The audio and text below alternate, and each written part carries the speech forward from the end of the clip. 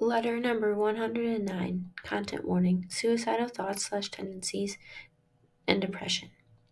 Finding light in the shadows of sorrow. Hello there. I wanted to share a story of loss, solitude, and eventual triumph over the darkest times in my life. It's a journey that took me from the depths of despair to a place of hope, not just for myself, but for others who might be finding themselves in similar shadows.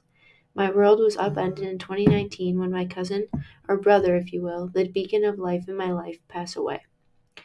This loss shattered my heart and my understanding of life. We had dreams, plans to break free from the cycles that had held our family back for generations. Suddenly, I found myself navigating this world without my partner in crime, feeling utterly lost and alone. I've always been the kind of person who finds it hard to say no, always striving to please others, often at the expense of my own well-being.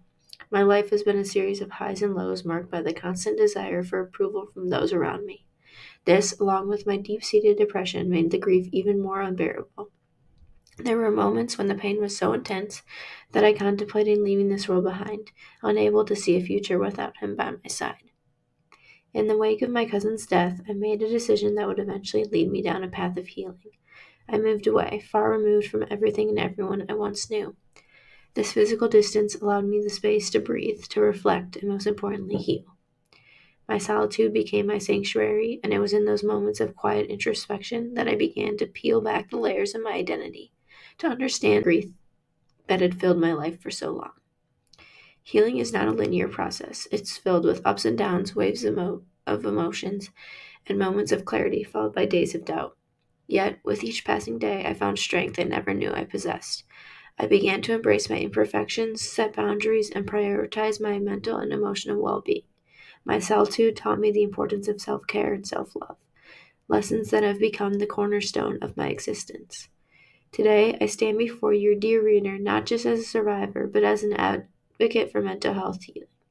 My journey through grief and depression ignited a passion within me to help others find their path to healing. I've become a voice for those who feel lost, a guide for those navigating the treacherous waters of mental health struggles. I've become the person I'd always needed.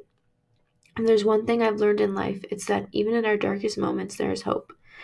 There's always a light waiting to break through the shadows, even if we can't see it in our moments of despair. Healing is possible. Finding yourself amidst the chaos is possible. And most importantly, transforming your pain into a purpose is possible. To anyone out there who feels like they're drowning in the depths of despair, please know that you are not alone. Your feelings are valid and they do not define you. There's a world of beauty and possibility waiting for you on the other side of the pain. It won't be easy, but I promise it will be worth it. I've written this letter in hopes of breaking barriers for you and anyone else who feels like no one understands. I've been where you are, and I'm here to remind you that all is not lost until you deem it so. May this letter remind you that hope is never lost. Thank you for allowing me to share my story with you today. Remember, in the midst of darkness, hope persists. Sending my love always.